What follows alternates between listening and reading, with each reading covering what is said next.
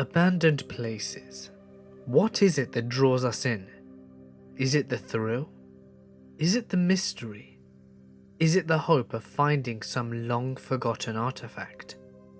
Whatever it might be, tread lightly, as you may disturb something stirring in the darkness.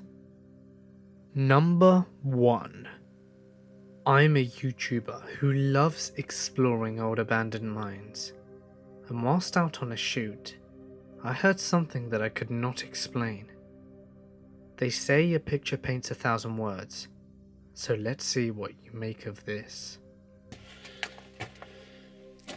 And then you can see how big these timbers are. That's about almost a foot in diameter, the big cross timber, so they had to put big ones in here to hold up all of this rock. You can see right here where some of these boards are bending.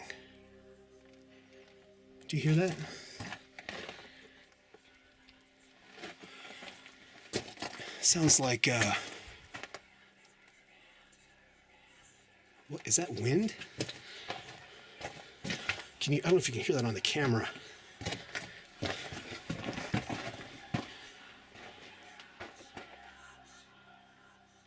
Do you hear that? It stopped.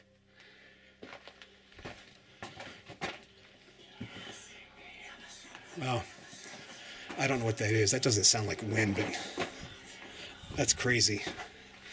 Don't know if that's a bird or I don't know what that is. It almost sounds like snakes, but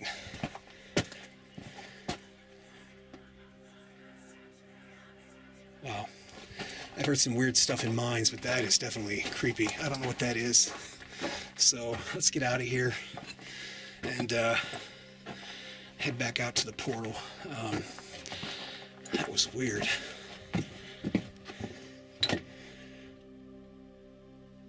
I was pretty spooked after I heard that, and had no intention of going further in to find out what it was. It was by far the creepiest thing I've ever heard exploring mines, and I've been doing it for a long time. Number 2. My friend and I, both girls, live in a rural farming community in northwestern Tennessee. We've always been interested in exploring abandoned places, and the area we lived in was full of them. Old houses, churches, schools, factories, etc. One such factory was an old pajama factory in a very small town that I had kinda grown up in. I was too chicken to explore it by myself when I was younger, and the friends I had had at the time weren't interested. When I got into high school and met my current best friend, though, we decided to take a look. The place is extremely run down with the roof caving in, overgrown, and just kinda gross in the office parts of the building where the carpet had essentially turned into a moldy, gelatinous mush. The front doors to the main building were glass and had been broken out, so we slipped through easily. I remember taking a tour of the building for school when I was younger, and I remember the office building feeling so nice and homey. It didn't feel like that anymore, obviously. We are exploring the darkened hallways. Ceiling tiles have fallen, and the wood panel on the wall sliding off, warped and rotting. The floor squelched under our feet, and so far, it was only mildly intimidating. We found old computers and papers. I even took a roll of big sticky labels to draw on and tag things with. Then, we got to the factory-esque part of the building. It was dark, and just felt off in general, like someone was watching us. We both decided to keep going, decided to try and go through the factory to the large open bay door on the other side of the building. My friend and I crept further into the room when we hear glass shatter. It echoes through the large open space we're in, and a quick look with our flashlights tells us that it wasn't us. Where we were standing was just a large, empty concrete floor, nothing around but a few scattered papers. and should have bolted right then, but we were stubborn and kept going after steeling ourselves. Mama didn't raise no coward. Still, there's that sense of uneasiness, and with the shattering glass, I'm on high alert. We come upon a hallway that was odd. The walls looked like they were covered with insulation and white plastic, most of it rotten and tearing away. Some of it was already on the floor. As we step into this hallway, everything within me just screams to run. I look at my friend and she's white as a sheet. I look forward and I find out why. There's a big black figure standing in the room at the end of the hall. Just standing there menacingly. I'm like, it's time to go. And my friend and I take off as fast as our legs can carry us through that factory. I can hear someone screaming. And it sounds like they're saying something. But over the sound of my own breath and the echo of our panicked footsteps, I can't make it out. We find the bay doors, run through them, and literally launch ourselves off of that concrete docking bay into the woods. We only stop for a second, and I can make out the words then. Come to Daddy. I'll kill you. We booked it. Haven't been back since. Recently, they demolished the place, and now it's just an empty concrete lot. Number 3. To preface, the United States' first nuclear missile program launched in the 40s and 50s. It was called the Titan Missile Program. Titan missiles were enormous liquid fuel rockets. Housing these missiles was a huge task, as they were over 100 feet tall and obviously could not be kept above ground and in view of enemy spy satellites. So the US government poured many millions of dollars into building massive underground silos for upkeep, construction, and launch. These silos dot the Midwest and many other remote parts of America. After barely a decade though, the Titans were phased out in favour of the more efficient solid fuel rocket designs. The old silos were quickly packed up and abandoned, and they've remained virtually untouched for over 70 years now. My friend Tia and I decided to go poke around in one as you do. We did some preliminary research, located a silo that was not too far out of our way to be adequately defended, and stocked up on supplies. Respirators, dark blue clothing and trashable shoes, and high-powered flashlights that made for adequate setup. We bullshitted our parents about where we were going, telling them some half-baked lie about going off stargazing, and we were off. We drove an hour and a half into nowhere, Colorado farmland as far as you could see, with the mountains barely visible in the distance. It was a cloudy night, and the moon peeked pensively through the holes in the overcast. We found a ditch near where the GPS was telling us to go, and stashed the pickup. We walked about 10 minutes past the "You are trespassing on government property" signs, before we started seeing the great concrete circles laid into the ground. We knew that we were in the right place, and we fumbled around in the dark for a while before we found our entrance. At the bottom of a recessed area of the plains, we found a single window, formerly barred, but some good Samaritan before us had gone through the trouble of sloppily cutting the bars out. We donned our respirators and jumped into the inky blackness. The first thing we saw when we turned on our flashlights was the asbestos. It hung so thick in the air that you could see it floating around lazily, leaving currents behind us as we moved. The second thing that we saw were the bodies. All kinds of woodland creatures in various states of decay arranged in a semicircle around the window. For reasons I can no longer fathom, We didn't take this as a sign to get out of danger, and we decided to push on into the silo. The first room we entered was large, 3 stories tall, with everything of value long stripped by the government or looters. Water had been seeping into it for decades, turning the entire structure into rust. We carefully descended stairs that felt that they were going to give at any moment, and found ourselves in a system of tubes that connected various rooms of the silo to each other. We went room by room, examining graffiti that ranged from "We hate the government" to pentagrams and satanic curses in Latin.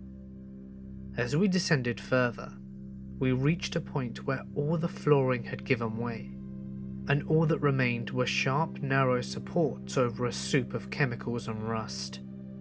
Still, we pressed on. We never actually made it to the proper silo, however, because we started to hear it. The silo was a huge cavern, and all the falling water droplets echoed almost endlessly, creating an eerie, inescapable reverberation. The silo seemed to groan at our approach. It was a noise unlike anything I'd ever heard. It penetrated my body and soul, and at this point we'd finally had enough, and scurried back out the way we came. As we pulled ourselves out of the miasma, we found that a storm had developed in our absence. Thunder rumbled in the distance as we started back towards the pickup truck. The lightning crackled, and then we saw someone behind us. He was about 200 feet back, and with every subsequent peal of energy we'd look back and find him there the same distance away. We started speeding up, and so did he. When we saw the pickup truck, we broke into a dead sprint, cursing our hubris.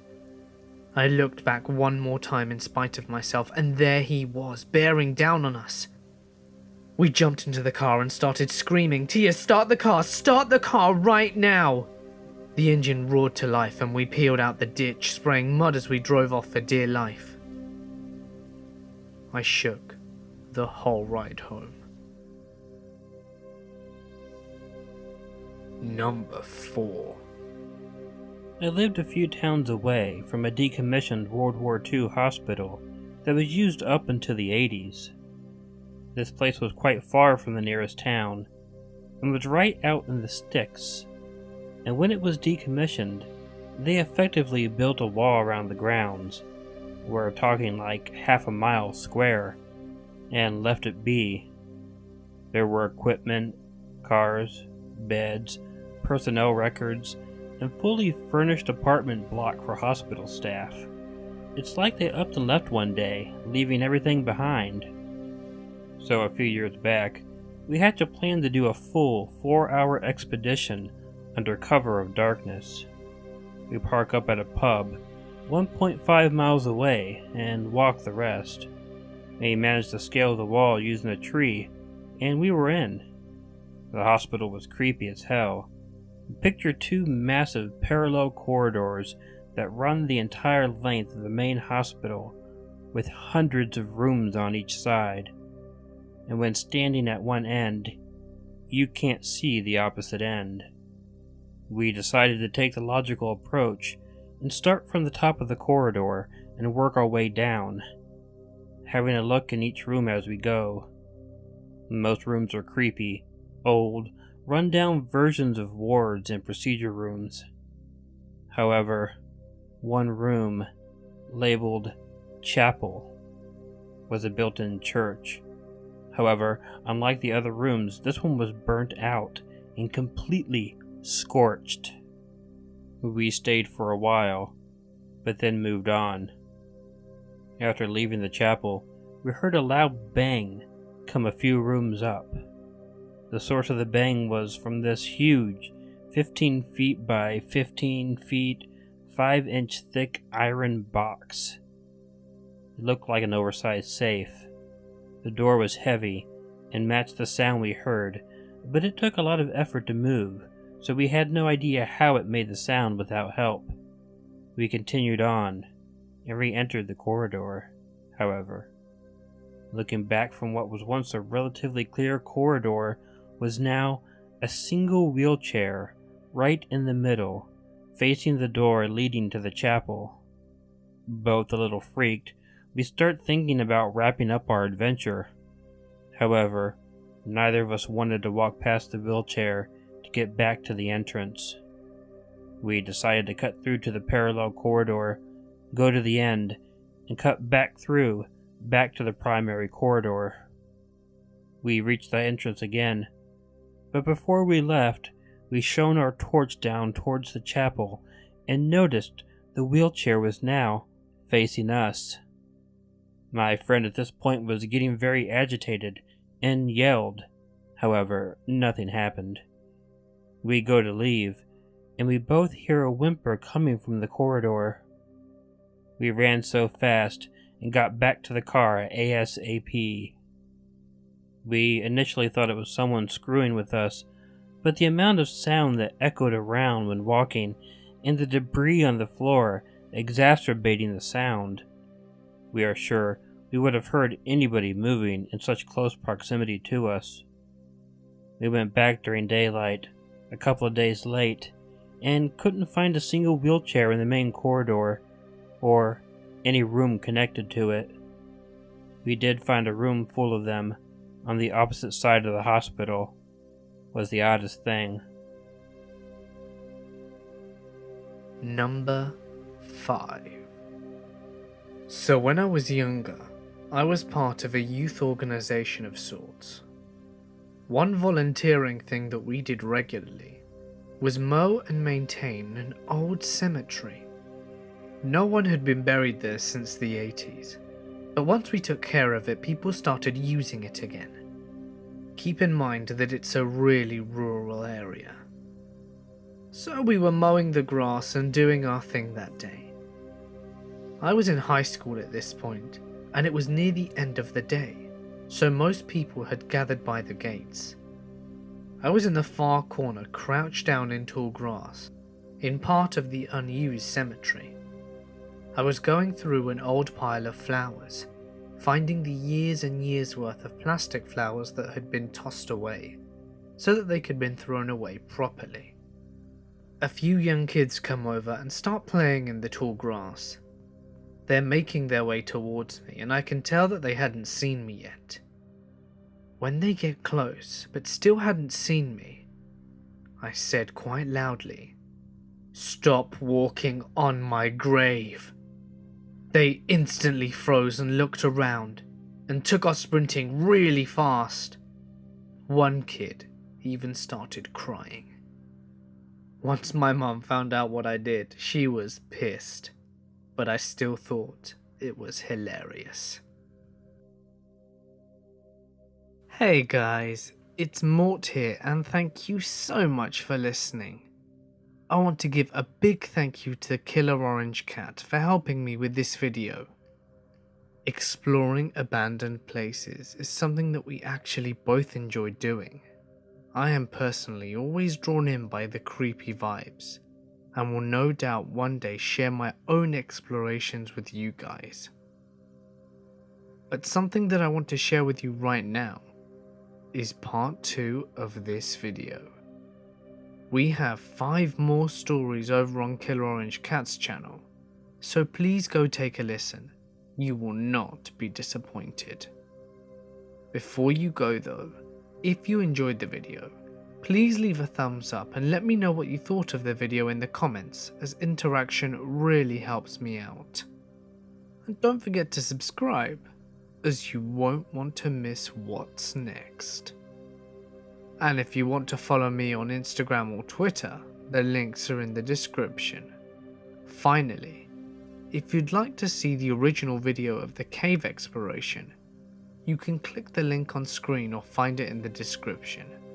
But for now guys, I'm going to sign off. Stay awesome, and I'll see you in the next one.